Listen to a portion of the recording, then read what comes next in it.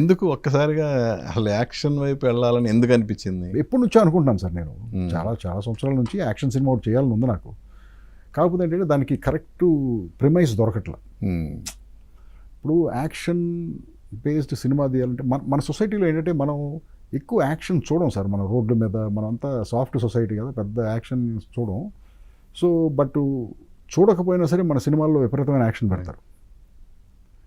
So ఎప్పుడు రియాలిటీకి దూరంగా ఉంటుంది, అన్రియల్గా ఉంటుంది, నమ్మబుద్ధి కాదు. కానీ మన వాళ్ళకి చాయిస్ లేక ఆ సినిమాలు చూస్తారు, హిట్ అవుతాయి, అది వేరే విషయం. సో నాకు పర్సనల్గా అలాంటి యాక్షన్ అంటే ఇష్టం లేదు. సో నాకు యాక్షన్ తీస్తే రియలిస్టిక్గా ఉండాలి. రియలిస్టిక్గా ఉండాలంటే రియలిస్టిక్ ప్రిమైస్ దొరకాలి మనకి. ఏదో కథ తీసుకుని దాంట్లో ఊరికి యాక్షన్ పెడతాం కదా, యాక్షన్ ఓరియంటెడ్ కథ అయి ఉండాలి కదా. సో ఆ కథ దొరకడానికి నాకు కొంతకాలం పట్టింది. అది ఈ ఓటీటీ ఫేజ్ అయిపోయిన తర్వాత థియేట్రికల్ ఫేజ్కి వద్దాం అనుకున్నాం కదా. సో ఇలాంటి సినిమా థియేటర్స్కి చేద్దాం అనుకుని లక్కీగా కథ సెట్ అయింది. సెట్ అయ్యి ఇక అక్కడి నుంచి ఇక ప్రొడక్షన్ ప్రాసెస్లోకి వచ్చాం.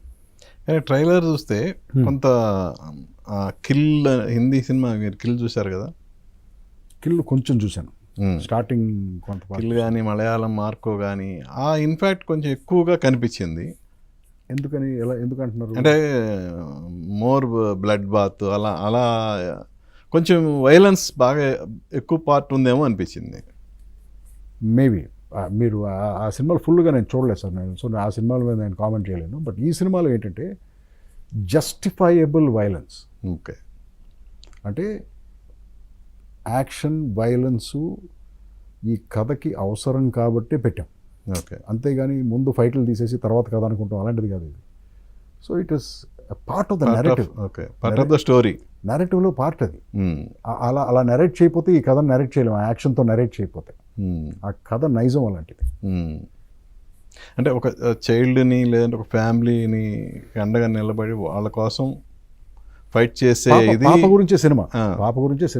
పాపది నాది ఒక సర్వైవల్ డ్రామా. అది వీళ్ళంతా కరెక్టే, పాప గురించే సినిమా. బట్ పాప నాది ఇద్దరిది సర్వైవల్ డ్రామా. ఈ టైప్ ఆఫ్ సర్వైవల్ డ్రామాస్ ప్రీవియస్గా మనం చూస్తున్నాం, చాలా వచ్చినాయి. అంటే హాలీవుడ్లో వచ్చినాయి, ఈవెన్ మన సౌత్ ఇండియన్ ఫిలిమ్స్ వచ్చినాయి. సో వాటికి భిన్నంగా ఏముంటుంది సినిమాలో? నేను అది 100% ఫస్ట్ టైం ఈ టైప్ ఆఫ్ క్యారెక్టర్లో రవిబాబు నేను ఎప్పుడు చేయలేదు అలాంటి వేషం. అంటే ఇప్పటి వరకు ఒక నెగిటివ్ రోల్స్లో చూసాము.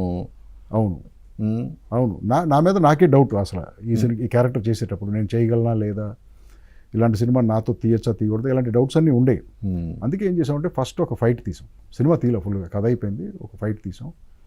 దేనికి ఫైట్ తీసామంటే ఫస్ట్ ఒక ఫైట్ చేసి మనం చూసుకుందాం, మనం సూట్ అవ్వలేదనుకో ఇక్కడ ఆపేద్దాం, సూట్ అయితే మాత్రం కంటిన్యూ అవుదాం అని చెప్పేసి ఒక ఫైట్ తీసాం.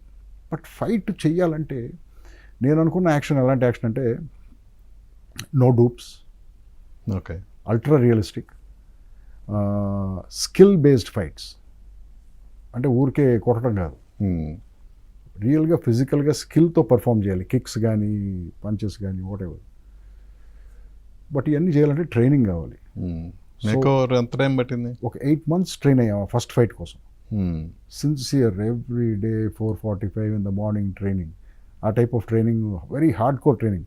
అదేంటంటే ఇవన్నీ ఓపెన్ అవ్వాలి ఫస్ట్. నా హ్యామ్ స్ట్రింగ్స్ అన్ని టైట్గా ఉండేవి వెయిట్ ట్రైనింగ్ వల్ల. సో హ్యామ్ స్ట్రింగ్స్ ఓపెన్ అయ్యి, కిక్స్ వచ్చి, బ్యాలెన్స్ వచ్చి, పోస్చర్ వచ్చి, కరెక్ట్గా చూసి రిలీజ్, ఇవన్నీ చేయడానికి ఒక 8 months పట్టింది. సో ఆ ఫస్ట్ ఫైట్కి ఎంత అవసరమో అంతే ట్రైన్ అయ్యి ఫస్ట్ ఫైట్ చేసాం.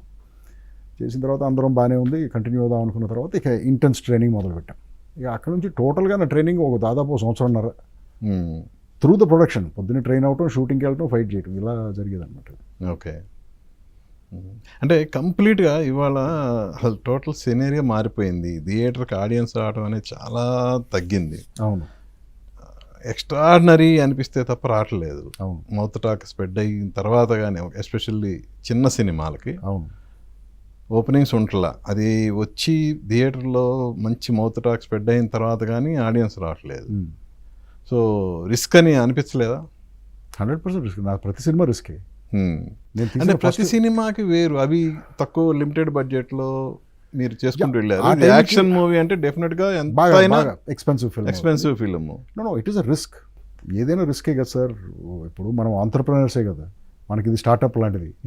So we took the risk తీసుకున్నాం. బట్ ఇండస్ట్రీలో రిస్క్ ఏంటంటే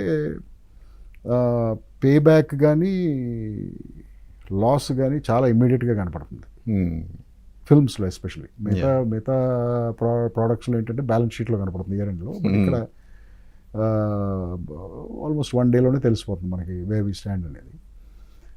రిస్క్ అనుకునే దిగాం సార్. నేను తీసిన ప్రతి సినిమాను రిస్కే కదా సార్, ఎందుకంటే ఆ టైంకి ఇలాంటి సినిమాలు అది లిమిటెడ్ రిస్క్ అండి. ఆ టైంకి అది మేజర్ రిస్కే కదా. Okay, more than the financial risk, it was a career risk always. నేను తీసుకున్న ప్రతి cinema it has always been a career risk. But somehow అలా ఏదో తట్టుకుంటూ పాస్ అవుతూ దేవుడి దేవుళ్ళు ఇక్కడ దాకా వచ్చాం. అది అంటే నేను ఇందాక అన్నా థియేటర్కి రావాలంటే అంటే స్టార్స్ ఉన్న సినిమాలకే రావట్లేదు. అవును. ఇప్పుడు రవిబాబు మెయిన్ లీడ్ చేసి ఒక యాక్షన్ సినిమా చేసి థియేటర్లో సినిమా రిలీజ్ చేస్తే ఆడియన్స్ యాక్సెప్ట్ చేస్తారా అన్న నా గట్ ఫీలింగ్ ఏంటంటే సార్, సినిమా బాగుంటే 100% థియేటర్కి వచ్చి చూస్తారని. అది కూడా అంటే వాళ్ళ చాలా డిసడ్వాంటేజెస్ కూడా ఉన్నాయి. మోటివేషన్ థియేటర్కి రావడానికి తగ్గింది ఆర్ తగ్గచ్చు. ఎందుకంటే ట్రాఫిక్, థియేటర్కి వెళ్ళాలంటే ట్రాఫిక్, 1 గంట ముందు బయలుదేరాలి, పార్కింగ్, లోపలికి వెళ్ళిన తర్వాత ఆ రేట్లు. సో ఇవన్నీ డిమోటివేటింగ్ ఫ్యాక్టర్స్ ఉన్నాయి. బట్ అయినా సరే మన ఆడియన్స్లో గొప్పతనం ఏంటంటే మంచి సినిమా అయితే చూడాలనుకుంటే మాత్రం ఇవన్నీ లెక్క చేయకుండా దడ వచ్చేస్తారు. లాంగ్వేజ్ బ్యారియర్ లేకుండా చూస్తారు, బాగుంటాయి, వచ్చేస్తారు. సో నేనేమనుకుంటున్నాను, ప్రతి ప్రొడ్యూసర్ లాగానే ఇండస్ట్రీలో చాలా మంచి సినిమా తీశాను అనుకుంటున్నాను. ఓకే, అంతే కదా. 100% అలా అనుకోకపోతే సినిమా తీయలేం కదా. So I think I made a decent film and డెఫినెట్గా డిసప్పాయింట్ చేయదు చూసిన వాళ్ళు అనుకుంటున్నాను నేను. అదే నా గట్ ఫీలింగ్.